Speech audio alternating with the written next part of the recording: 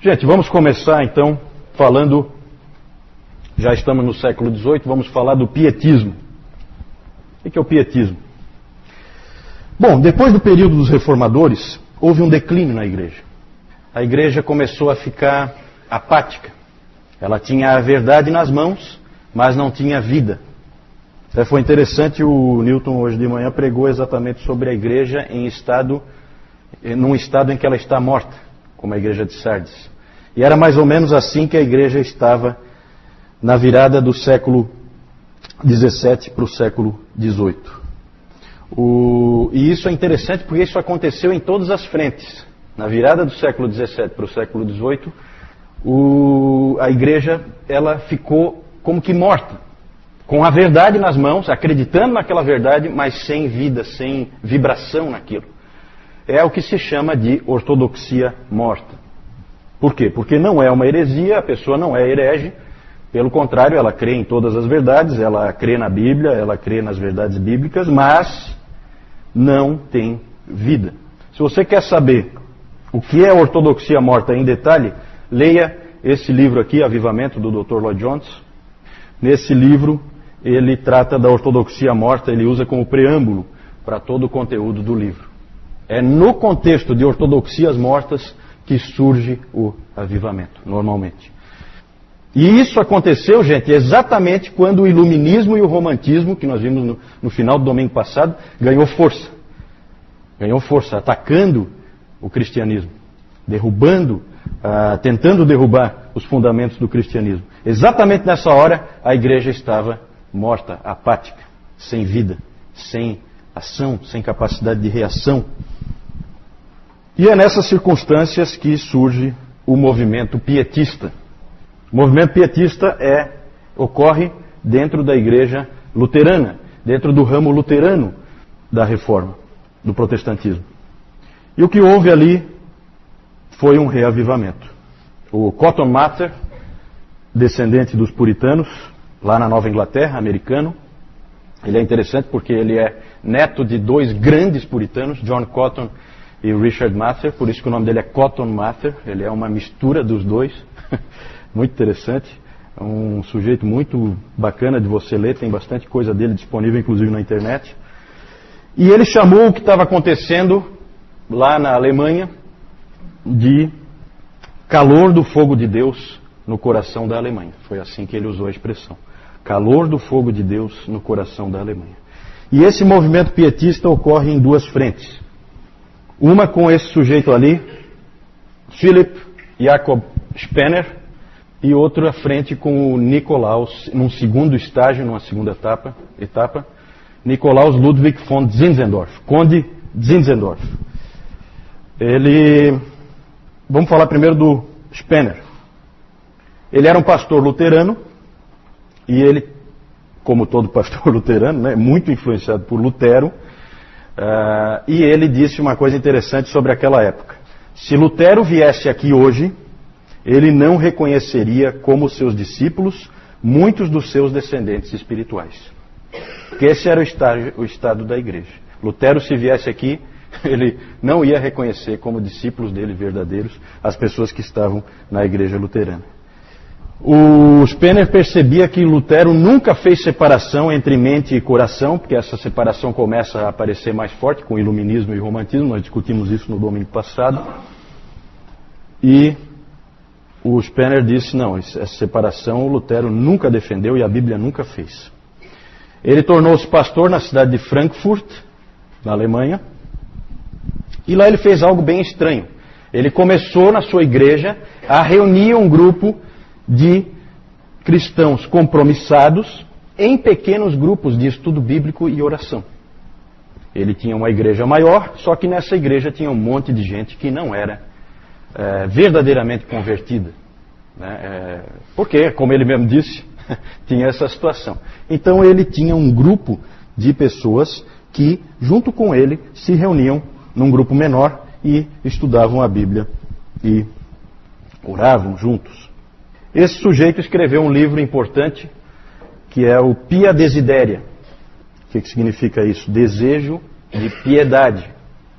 Ele acabou indo para a Universidade de Halle, em Berlim, Lá ele foi ser professor e ele convidou um amigo dele mais jovem, chamado Frank, August Hermann Frank, para ser professor de grego na universidade. Só que o que acabou acontecendo ali é que a universidade começou a fazer uma série de coisas. A própria universidade começou a estabelecer orfanatos, a estabelecer uma editora, casa para viúvas e órfãos já falei, né? Uma casa para abrigar viúvas e muitas outras obras assistenciais. Na verdade, ali começou a haver, em plena universidade, começou a haver vida novamente. Dedicação a Deus, dedicação às coisas de Deus, coisa que tinha desaparecido. O Frank, ele escreveu um livro chamado Pietas Hallenses, uma demonstração pública das pegadas de um ser divino no mundo. Lá ele conta toda a experiência de como eles estabeleceram tudo aquilo, como eles fortaleceram os cristãos, como os cristãos começaram a ser atuantes no meio da sociedade. E esse livro foi muito importante porque ele influenciou muita gente. Influenciou George Miller, que talvez alguns de vocês conheçam, George Miller, né, famoso pelos seus orfanatos. Influenciou o Hudson Taylor, influenciou Francis Schaeffer. Foi uma grande influência esse livro do Frank. Essa foi a primeira fase. A segunda fase, talvez mais interessante, o Spener morreu em 1705. Quando o Spener morreu, o conde de Zinzendorf tinha 5 anos de idade. Era um garoto só. Ele estudou em Halle, mais tarde, quando já era mais velho, tornou-se advogado e ministro do Evangelho. Ele era um conde, um jovem rico, ele era conde, e dedicou a sua vida a Cristo.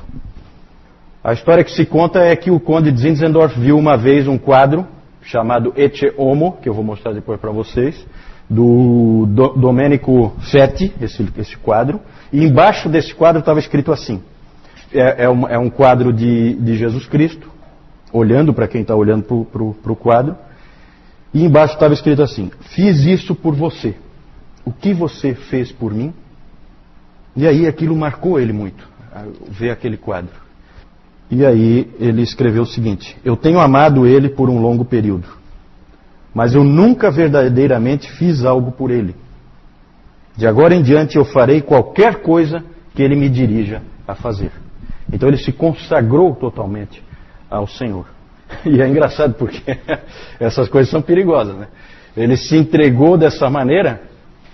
E aí, agora, o que será que o Senhor vai dirigir ele a fazer? Sabe o que aconteceu? Ele era um conde, ele tinha terras, muitas terras, herdadas, né, evidentemente.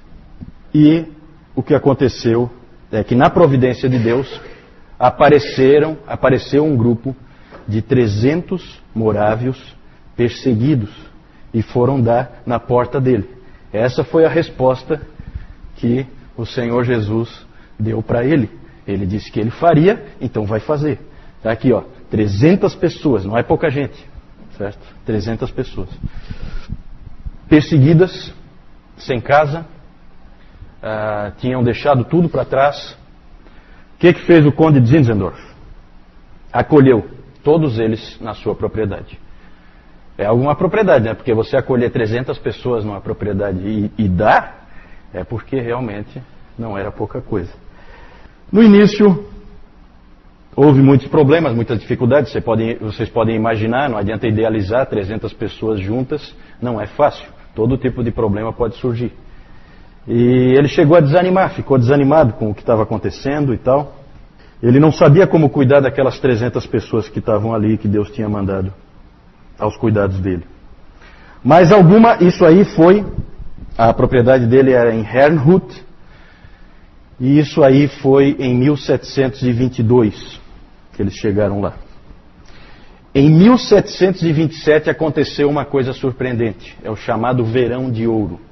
De repente houve uma transformação em todas as pessoas ali.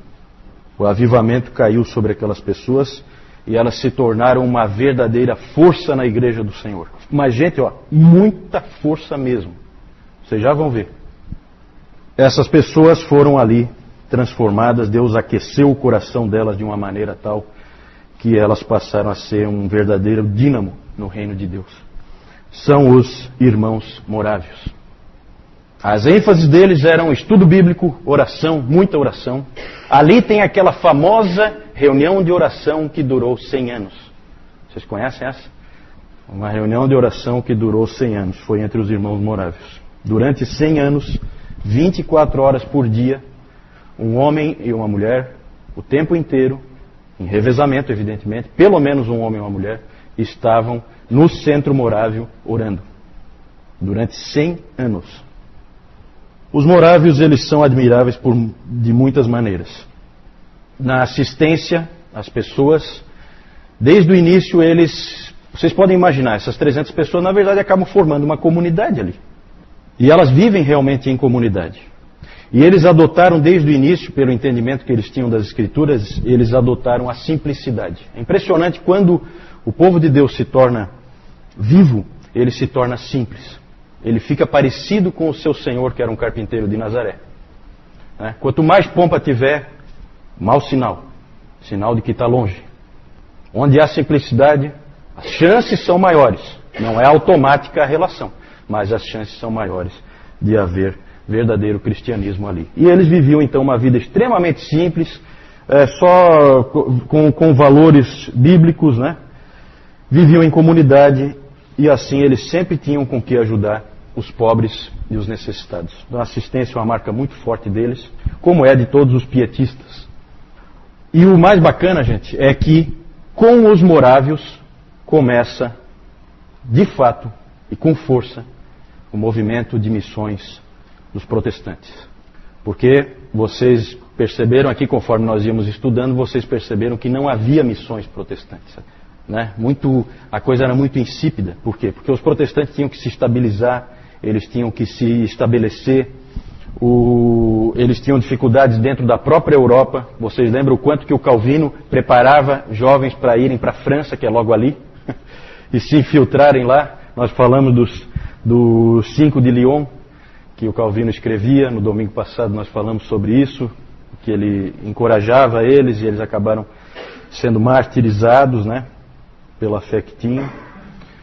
Mas com os morávios começa o espírito missionário protestante.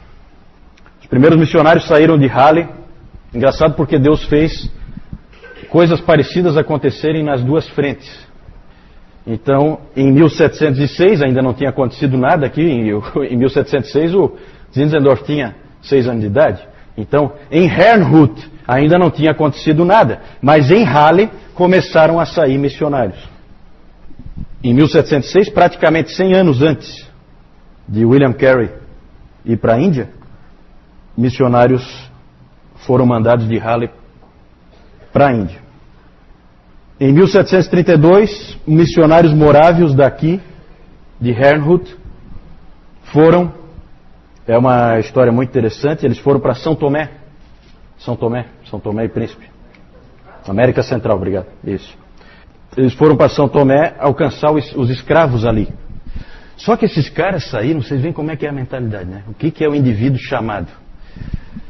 Eles saíram preparados para eles se venderem como escravos para poder alcançar os escravos. Isso é impressionante, gente. Eu não sei depois o que aconteceu com eles, eu não entrei nesse detalhe, mas é uma história muito interessante. Em 1733 foram para Jamaica. Em 1735 para a Geórgia, Estados Unidos. Então é impressionante o que os morávios fizeram já nessa época. Inclusive há um quadro famoso, depois vou mostrar para vocês, um quadro famoso na história dos morávios, que se chama A Amostragem das Nações. Tem uma figura de Cristo sentado num trono no meio, e em volta dele pessoas de todo tipo de cultura, de etnia, E as pessoas que estão retratadas ali, cada uma delas tem um nome. Normalmente é o primeiro convertido de cada lugar que os morávios alcançaram. Então pintaram o sujeito que foi o primeiro convertido de cada ponto do mundo em que os morávios alcançaram. Depois vou mostrar para vocês. Muito interessante. Então os morávios realmente são admiráveis por isso aí. Uma obra de Deus ali no meio de uma sequidão que tinha antes. E Deus fez grandes coisas. Da Morávia, eles estavam sendo perseguidos lá. Eu não sei exatamente qual era o problema lá, Eu não entrei nesse detalhe. Eu sei que eles acabaram aparecendo em Herrnhut, na propriedade do conde Zinzendorf. Aí vocês têm o Spener, o Frank. Esse aqui é o quadro que o Zinzendorf viu, né? E aqui é ele. Então esse quadro aqui, ó, embaixo estava escrito: fiz isso por você, o que você fez por mim?